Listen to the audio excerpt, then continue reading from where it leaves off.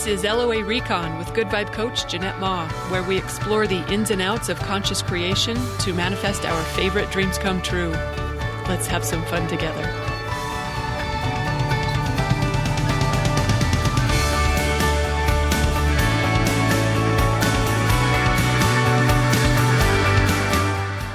Welcome and thank you for joining me for another episode. Ooh, and thank you for the new reviews you've left me on iTunes. I really appreciate those. In fact, here's one from Sergen that reads, "So grateful for this wealth of information. I have been listening to LOA teachers for a while now, and your episodes have helped me take this to the next level. Yay! Fun fact, mantra is made up of two sounds, man meaning mind and tra meaning tune. It literally translates to mind tune or a mind tuning tool. Oh, I think that relates to our subject today. It finishes, cool, right? Loved it's the opposite episode. Oh, I'm glad to hear that. P.S. Your sides are often my favorite part. Take me on your sidetrack journey anytime. Oh, thank you for sharing that with me. I appreciate that. In fact, I appreciate all your reviews, not just because it helps me know that this work is helpful for you, but I think it also helps other creators find the podcast as well when others rate it and leave reviews. So thank you for that. Okay, I got a topic. It's a question for you that I have today. If I were to ask you who you've put a spell on lately, what would your answer be? Who have you put a spell on lately? I kind of imagine most people saying, what kind of question is that? Who have I put a spell on? I'm not a voodoo practicing witch. I imagine most of us would say we haven't put a spell on anyone. I mean, maybe some of you have, and man, would I love to hear more about that. But I bet most people, most conscious creators even, would say that we don't put spells on people. Maybe because it's just something we never thought to do, or maybe because we've been taught that that's not cool. But here's the thing. I think it's more accurate to say we're all doing it every day. We just don't realize that we are. In fact, I bet a lot of us don't even realize the spells we put on ourselves. Let's begin with what a spell is. I looked it up. The definition reads something like a series of words that have magical power, or a state of enchantment, or a strong, compelling influence or attraction. Okay, well, so what does it mean to cast a spell? Oh, they say things like to use words thought to be magic to have an effect on someone. Okay. With that in mind, we know as conscious creators that words have vibrations. Our thoughts have vibrations too. It's not just spoken words. And when we engage thoughts about others, we are sending out energetic things. These are real things. Thoughts aren't just airy-fairy nothing things. They're real things. Our thoughts create a real vibration that takes hold in the real world. So when we're thinking things about other people, we're sending out energetic influences that we might not realize have an effect on the world and the people in it. You know what? I was just thinking, I watched a show that could break your heart. Don't watch this movie. It was called Mean River. Well, I mean, if you like a story that'll make you feel deeply, this show did it. Wow. It said it was award-winning, and I think they said that it was the director's debut film. Mastery is one of my core values, believe it or not. And so whenever someone's rocking their gift, I really want to experience that. So I watched this show. And if you think you might watch it, just skip ahead like maybe 3 minutes if you don't want any spoilers. Okay, but I'm not recommending the movie if some people really will not like it. I did, just because it made me feel deeply, and it, yeah, but a lot of people won't like it. Okay. There's a part in the show where the kids are at school, and there's a bully, and the bully beats up one of the kids, and the kid that got beat up has a big brother who wants to teach the bully a lesson. So their plan is to invite the bully to a birthday party for the kid that he just beat up, even though it's not that kid's birthday. They're making this up, but their plan is to get him out somewhere where they can teach him the lesson. And I forgot what their plan was, how they were going to teach him a lesson, but it wasn't very nice. I know that much. It wasn't going to be a fun lesson. So the bully gets the invitation to the birthday party, and he's transformed. He's transformed. Oh, he just got an invitation to hang out with other kids at school. This kid who has no friends, never gets invited anywhere. Finally, he's getting included, and he's so happy about it. He shows up with a present that he bought with his own allowance, and it's a cool present, and he's just so happy to be there. He's so excited to have friends, to be included. This bully is transformed. In fact, he's not the bully anymore. All we see, and they saw too, it was just a kid who just desperately wanted to connect with others, to be liked, to be included. And you know what? The other kids, they saw it too. They saw a different person. They saw how he could be funny, how he could be friendly, he could be kind. Just because they invited him to a birthday party. I mean, he didn't know that it was a ploy. But that bully was transformed just by the way they treated him. And you know what? That same thing happens with us and what we're thinking about others. We're transforming them, or at least we're influencing them based on what we think. Magical words having an influence on others. That's a spell. In fact, you've heard me tell stories like this before. Remember when I changed my mind about my boyfriend at the time? When I thought he was a jerk, that's who came home. And when I thought he was an amazing guy, that's who came home. It was just astonishing to me. Even me, knowing the power of thoughts, it was astonishing to see the effect it had on him when I was willing to change my mind about who he was. Oh, and I've told this story too. I love this example. It was so powerful. When I was in that Landmark class, you know how at Landmark they try to make you invite everyone to the graduation because it's part of their marketing efforts, so they say, at least this is what I remember. It's been years and years and years, so I don't fully trust my memory, but it seemed to me like when you graduate that first class, they want you to bring all your friends and family to be there for you, but what your friends and family get is a giant pitch to sign up for themselves, and which is why I did not invite anyone. But we're supposed to do it and report back to what our friends and family said, And there was one guy in the class who reported back that he invited his girlfriend, but she couldn't make it because she had to work. And the instructor asked him, "Who did you call?" And this kid was like, "My girlfriend." Like, is this a trick question? It was my girlfriend. And the instructor, this instructor was so good. In fact, there were so many things at Landmark that were LOA savvy, and this was one of them. The instructor said, "Who did you call?" And this kid, he did not have a different answer. He was like, "I called my girlfriend." The instructor turned to the rest of us and asked, "Who did he call?" And we all knew the answer. We knew he called his girlfriend who had to work that night. He called his girlfriend who wouldn't be able to make it. And the instructor told him, "Go back out and call her again, but this time call the girl who can make it." And remember how he came back in a few minutes later with tears in his eyes, saying she's coming. Wow, that was such a powerful example about people living up to our expectations, or our spells are effective. Our thoughts are spells, our words are spells, our expectations are spells. Everything we know and think about the others in our life is coming true. So, with that in mind, now think about the spells you've cast on others. You've got one on everyone, right? Some of those spells maybe are favorable, and some of them maybe not so much. When I look on my own, like, oh gosh, one of my former sisters-in-law, I don't think I've got a great spell on her. I've never bothered to clean it up.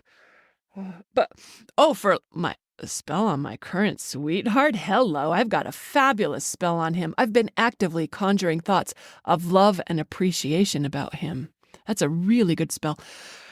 Oh, in fact, I asked him on our walk the other day, I said to him, "Do you think your ex would even recognize you?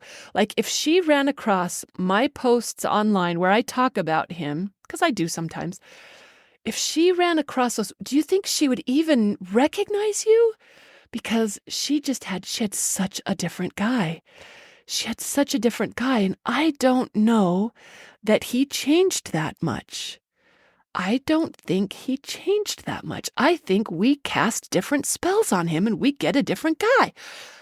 Anyway, my animals, oh gosh, hello, I got thoughts about all of them. You know what? I just came up from checking on the feral in my basement. There's a feral cat. For a while, I thought it was the neighbors. Turns out, no, it's not the neighbors. She tells me because she knows, she saw this other cat fighting with her cat on her back deck, and they looked like exactly the same, but she said so she's pretty sure it's not her cat who's in my basement. And then that makes sense because her cat likes me, and this other cat, he runs every time I walk in the room, at least he used to. But now he's got some sort of injury. I've been watching him on the security camera. He's limping. I think he probably got bit in the foot or something. So I think he's got a little infection. We're calling it a little infection because anyway, can you tell what kind of spell I got on this kitty? It's a worry spell. I got a worry spell on him because this guy's super feral.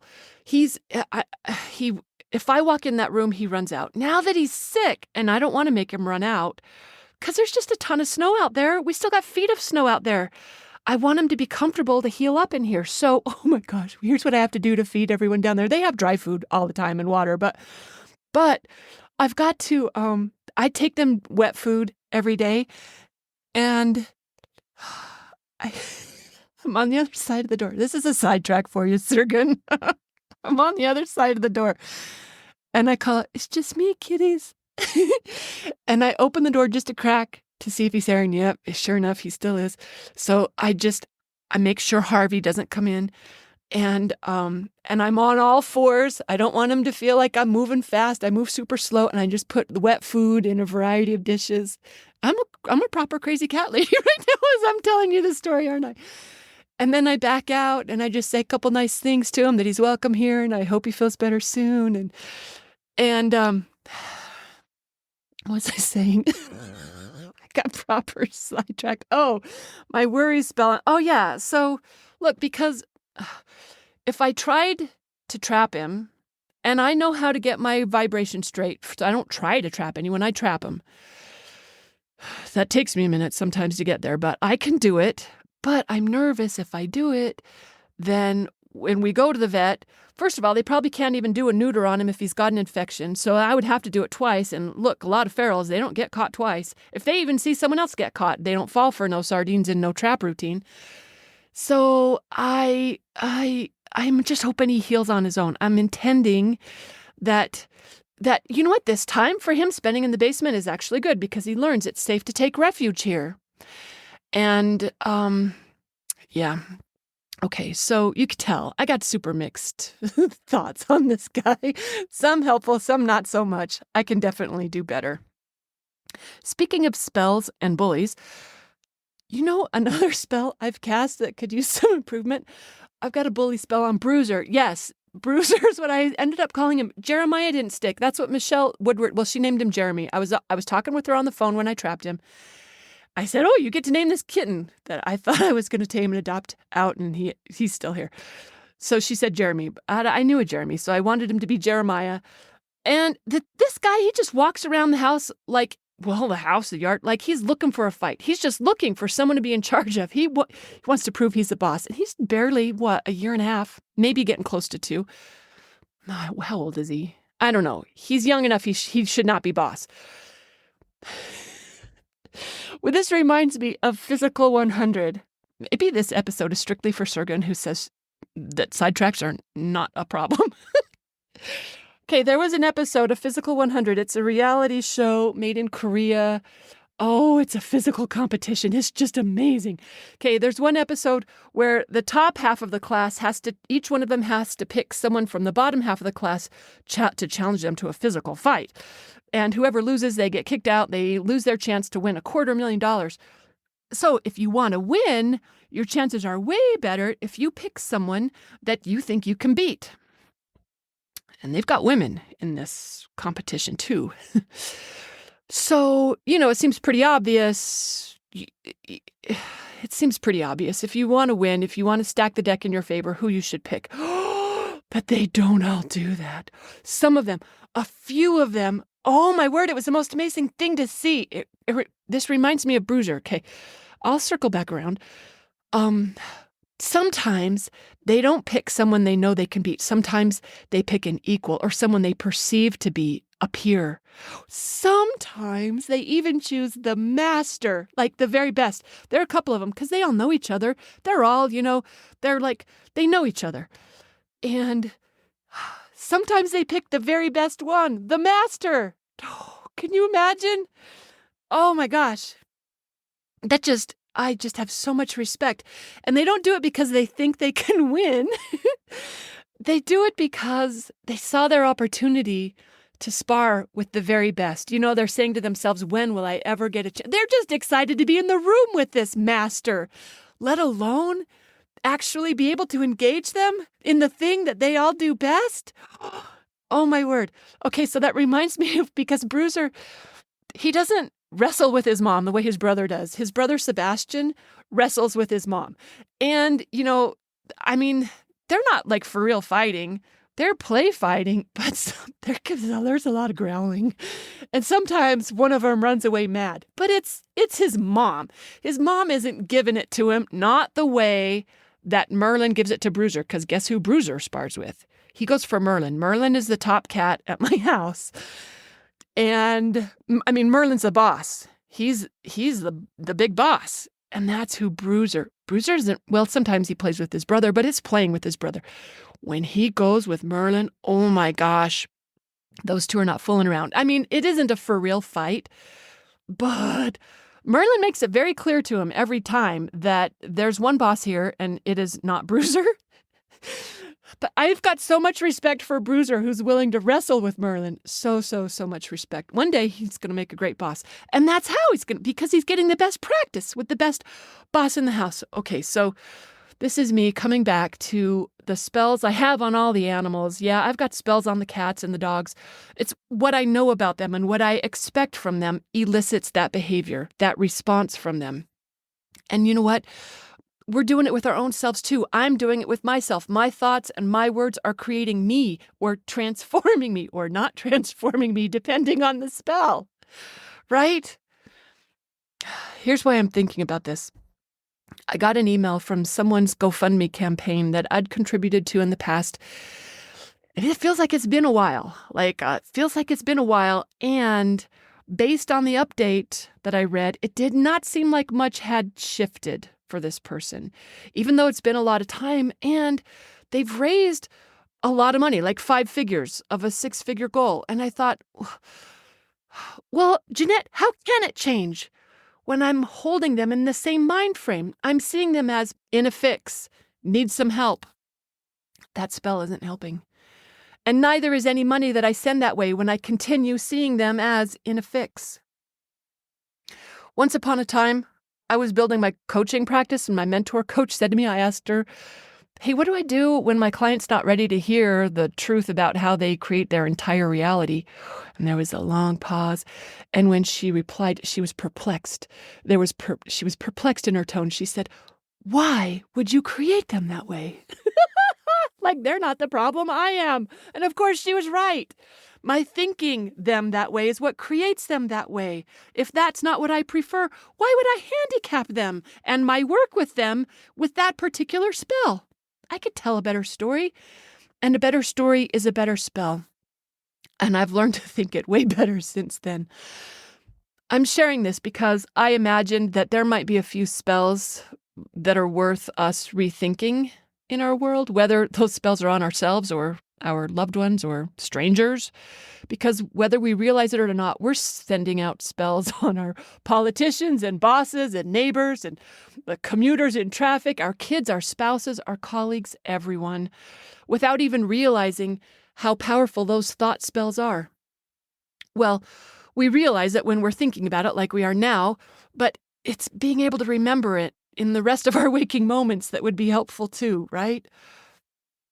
So, for anyone who's wondering about the incoming spells that we're on the receiving end, from the others in our life, because they're doing the same thing, right?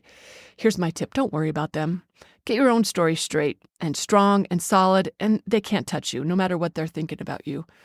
Or maybe their incoming spells are helpful and supportive, and in that case, you can let them lift you up. It's nice to have some help, some co-creative help in whatever we're manifesting. Someone might be wondering, look, well, how do those two things go together? How is it that one, Jeanette, you're saying check your spells, and two, you're also saying don't worry about their spells? Like, if their spells on me don't matter, why am I paying any attention to mine? Well, they can't create in your shoes. They can only offer an influence. what you create is solely yours. And when you're really nicely grounded in what you prefer, then what they're sending isn't going to move you as much as it will when you're not well grounded in what you prefer. I've noticed this myself. When two people in the same week can ask me the very same thing, and I have wildly different responses for them. Wildly different responses. I'm even aware of it. I'm like, wait, how is my answer to that person this? And my answer to this person is this. And I realize, look, it's probably their expectations. They got a spell on me. That's why it's worth us getting well grounded in the vibration of whatever we want, because their thoughts, they can't affect us if we're not in vibrational range of them. And of course, I'm talking about their negative thoughts. Positive thoughts are welcome, everyone. But it may also be that there's another answer to that question, though. Like, okay, the other way of answering that could be that the version of you they experience is not the same you that you experience. This is a little trippy, and maybe this is not a helpful sidetrack for this episode, but remember how Byron Katie says no siblings have the same mother? That's because they're each conjuring her differently. There isn't just one you that everyone experiences. The you they make up, that's their business. The you create for yourself is yours. It's trippy to think about, right? That might be a different episode. I didn't mean to convolute things. I really just wanted to say, to sum this up, I guess it would be think good things of yourself and others. When you think good things, that's what you get. Recognize that the thoughts you think are spells that you're casting on your life. Ooh, the way Prentice Mulford puts it, he wrote this in the late 1800s. He wrote, thoughts are things. I just finished that book, so it's strongly on my mind. So let's just be a little more deliberate or selective about which thoughts we're sending out into the world. That's my thought. In fact, here are some of my favorite spells to close with. One of my favorites. Life is good and it gets better every day. It keeps getting better every day. This whole life is just one dream come true after another. How's that for a good spell? I like it anyway. Make up your own. Okay, thanks for listening, everyone. It's your turn to put your best spells to work. Happy manifesting.